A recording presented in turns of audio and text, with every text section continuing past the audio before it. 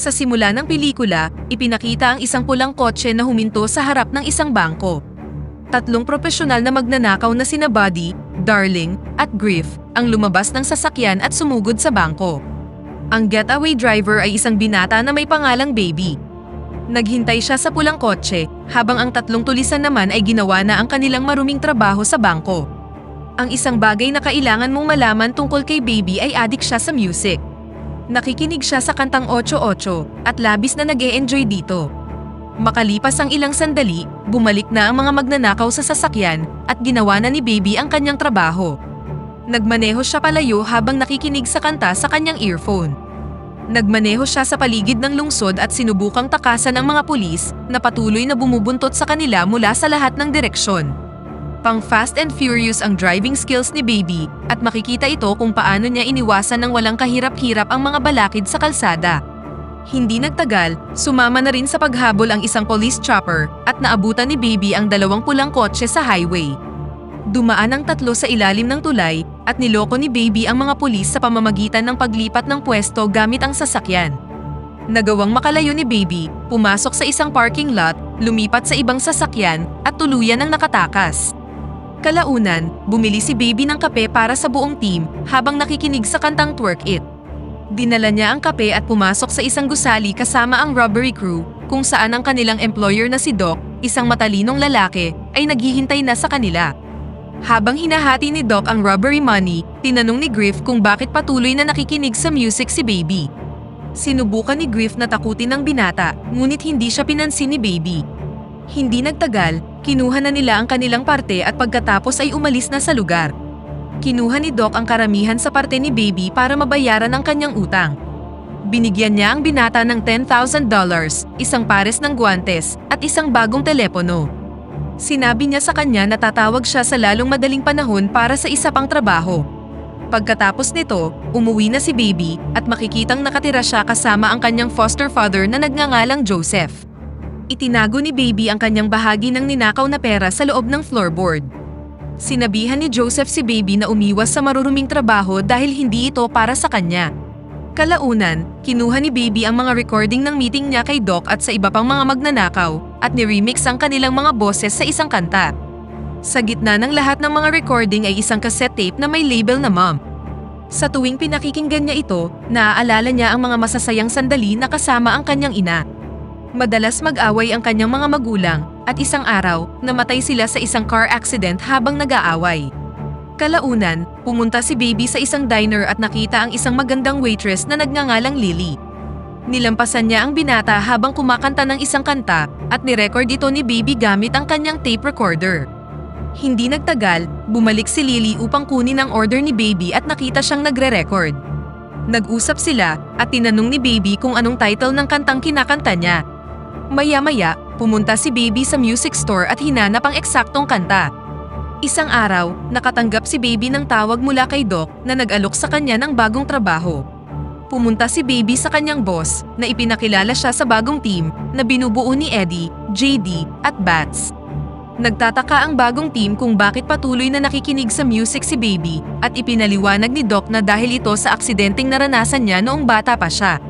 Nag-iwan ito sa kanya ng tinnitus, kaya gumagamit siya ng musika upang mawala ang pagbuzz sa kanyang tenga. Ito ang huling trabahong dapat gawin ni Baby para kay Doc upang mabayaran ang kanyang utang. Ipinaliwanag ni Doc ang plano sa lahat habang si Baby naman ay nakikinig sa bagong kanta na nakuha niya kay Lily. Sa tingin ni Bats ay hindi nakikinig si Baby at nang tanungin siya ni Doc tungkol sa napag-usapang plano, detalyado itong sinagot ni Baby. Kinabukasan, dumating ang grupo sa kanilang destinasyon at nakita ang armored van. Gaya ng dati, naghintay si Baby sa sasakyan at nakinig ng music, habang ang iba naman ay ginawa na ang robbery.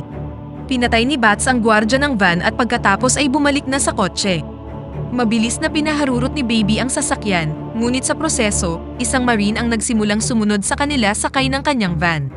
Tinangka ni Bats na barilin ang marine, ngunit kinabig ni Baby ang sasakyan upang pigilan siyang patayin ang sibilyan. Nagmaneho si Baby papunta sa highway at natakasan ang naaksidenteng marine. Naipit ang grupo sa traffic sa EDSA, kaya iniwan nila ang kotse at ninakaw ang isa pang sasakyan mula sa isang babaeng may sanggol. Sinabi ni JD na nawala niya ang kanyang rifle, ngunit hindi na sila maaaring bumalik. Dinala ni Baby ang grupo sa isang parking lot at muli silang nagpalit ng sasakyan. Galit si Bats dahil sinadyang pagmintisin ni Baby ang pagbaril niya sa Marine kanina. Gayunpaman, itinanggi ito ni Baby at pagkatapos ay bumalik na sila kay Doc para hatiin ang kanilang mga parte. Nagtataka si Baby dahil si Bats at Eddie na lang ang nakita niya doon. Hindi nagtagal, ibinigay na ni Doc ang parte ni Baby at inutusan siyang itapon ang bangkay ni JD na nasa trunk ng sasakyan. Matutunto ng mga pulis si JD dahil sa kanyang baril, kaya kinailangan nilang dispatchahin siya. Dinala ni Baby ang sasakyan sa junkyard at sinira ito, ngunit pagkatapos ay nagkaroon siya ng flashback sa kanyang pagkabata. Sa sumunod na eksena, pumunta si Baby sa diner kung saan nagtatrabaho si Lily. Nag-usap sila tungkol sa mga kanta at nang malaman ni Lily ang kanyang pangalan, hindi siya makapaniwala na ito nga ay Baby. Hindi nagtagal, umalis sila sa diner at pumunta sa isang laundromat. Mas marami silang pinag-usapan tungkol sa kanilang mga sarili at ikinuwento ni Baby ang tungkol sa problema niya sa pandinig pagkatapos ng aksidente na ikinamatay din ng kanyang mga magulang. Sinunod ni Baby ang payo ng kanyang foster father na si Joseph at naghanap ng normal na trabaho. Natanggap siya bilang isang pizza delivery boy at nagsimulang makipag-date ng mas madalas kay Lily. Isang gabi, dinala ni Baby si Lily sa isang magarbong restaurant at sa gitna ng kanilang pagdi-date, napansin niya si Doc. Nilapitan niya ang dating employer, kung saan inalok siya ni Doc ng bagong trabaho ng pagnanakaw. Binantaan ni Doc si Baby na sasaktan niya sina Lily at Joseph kapag tumanggi siya. Kinabukasan, dinala ni Doc si Baby sa isang post office para planuhin ang sunod na robbery. Inutusan ni Doc si Baby na suriin ang loob ng post office at inutusan siyang isama ang kanyang apo na si Sam para hindi siya pagdudahan. Pagpasok ni na Baby at Sam sa post office, sinaliksik niya ang lugar para hanapin kung saan nakalagay ang mga kamera, bintana, at ilang empleyado mayroon ng opisina. Pagkatapos, magiliw silang nakipag-usap sa cashier at bumalik sa sasakyan para iulat ang mga detalye kay Doc. Kalaunan, tinawagan ni Baby si Lily sa diner kung saan hiniling niya sa dalagang magtana na sila at lumipat sa ibang lungsod. Kalaunan, nakipagkita si Baby kay Doc para planuhin ang bagong robbery at naabutan niya doon sina Buddy, Darling, at Bats. Ipinaliwanag ni Doc ang kanilang plano para sa post office at inutos sa gang na bumili ng mga bagong armas sa isang lalaking tinatawag na Butcher, isang arms dealer. Kalaunan, nakarating na ang gang sa bodega at ipinakita ng Butcher ang ilang mga baril at rifle. Biglang binaril ni Bats ang Butcher at nagkaroon ng matinding barilan sa pagitan ng dalawang grupo. Sa panahong ito, nabaril si Darling sa braso, habang si Bats naman ay pinatay ang halos lahat sa mga kalaban. Bago umalis sa bodega, naghagis si Bats ng granada sa loob ng isang sasakyan na sumira sa buong lugar. Sinabi ni Bats sa gang na pulis ang mga taong yun at tama lang ang kanilang ginawa. Habang pabalik na sila, inutusan ni Bats si Baby na huminto sa diner. Alam ni Baby na nagtatrabaho pa si Lily sa mga oras na yun, kaya tumanggi siya. Gayunpaman, pinilit siya ni Bats na huminto. Pagpasok nila sa diner, nakita ni Lily si Baby na nag-aalala at kinuha ang kanilang order nang hindi pinapaalam na kilala niya ito. Hindi nagtagal, dinala ni Lily ang bill at naglabas ng baril si Bats upang maiwasan ang pagbabayad ng $20. Hinawakan ni Baby ang kamay ni Bats at pinigilan siya. Narealize ni Bats na kilala siya ni Baby at umalis sa diner nang hindi na pinapalaki pa ang mga bagay-bagay. Binayaran ni Baby ang bill at nag-iwan ng sulat para kay Lily na sinasabing road trip mamayang 2 a.m. Bumalik ang gang kay Doc kung saan sinabi nitong nabigo ang kanilang misyon. Ipinaalam sa kanya ni Bats na ang Butcher at ang kanyang mga tauhan ay mga pulis at sila ang unang nagpaputok. Binakapan siya ni na Buddy at Darling habang si Baby naman ay diskumpiyadong nakatingin sa kanila. Alam ni Doc na sa loob ng 24 na oras, ipapadala ng mga pulis ang lahat ng puwersa sa kanila at plano niyang itigil na ang robbery. Gayunpaman, ipinilit ng tatlo na ituloy pa rin ang plano at tinanong ni Doc si Baby kung ano ang gusto niyang gawin. Ang tanging tugon ni Baby ay dapat na silang matulog at gawin ang trabaho kinabukasan. Kinagabihan, sinubukan ni Baby na lumabas ng 2 a.m. para makipagkita kay Lily, ngunit bigla siyang pinigilan ni na Buddy at Bats. Pareho silang naghinala kay Baby kung saan inilabas ni Bats ang kanyang tape recorder at pinatulog siya. Kalaunan, nagising si Baby sa mesa ni Doc. Sinabi ni Baby na mga remix tape lang ang mga ito at pinapatugtog niya ang ilan dito. Samantala, ilang oras na naghintay si Lily kay Baby sa may diner. Kinaumagahan, pumunta na ang gang sa post office para gawin ang kanilang heist. Nagpanggap si Darling bilang isang fake hostage ni Buddy, habang si Bats naman ay pumasok na sa loob. Habang naghihintay si Baby sa sasakyan, napansin niya ang cashier na nakilala niya noong araw na pumunta siya sa post office. Sumenyas siya sa kanya at sinabi sa kanyang huwag pumasok. Tumakbo palayo ang babae at bumalik siya kasama ang isang gwardya. Lumapit ang gwardya sa sasakyan ni Baby, ngunit biglang bumalik ang gang at binaril ni Bats ang gwardya. Dahil dito, hindi pinaandar ni Baby ang sasakyan, ngunit pinagbantaan siya ni Bats gamit ang isang baril. Sa sobrang galit, inapakan ni Baby ang accelerator at dumiretso sa isang truck na merong nakausling bakal na nagresulta sa pagkamatay ni Bats. Hindi nagtagal, dumating na ang mga pulis at sinubukang tumakas ng grupo. Pinaputukan ni Buddy at Darling ang ilang pulis, habang si Baby naman ay hinahabol ng iba pa. Tumakbo si Baby sa lungsod at pumasok sa isang shopping mall upang baguhin ang kanyang itsura. Gayunpaman, nahanap pa rin siya ng mga pulis at patuloy siyang hinabol. Sa naganap na shootout, napatay ng mga pulis si Darling, habang si Baby naman ay nakatakas at ninakaw ang sasakyan ng isang matandang babae. Nagpatugtog siya ng kanta sa radyo at ibinalik ang bag ng matandang babae bago umalis.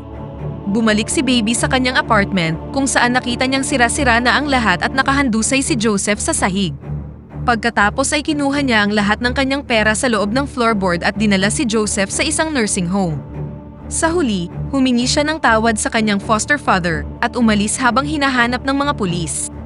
Agad na pumunta si Baby sa diner para kunin si Lily at nakita niya si Buddy na nakaupo sa loob.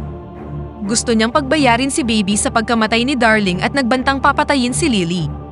Sa isang punto, na-distract si Buddy ng isa pang waitress, kaya kinuha ni Baby ang kanyang sariling baril at pinaputukan si Buddy.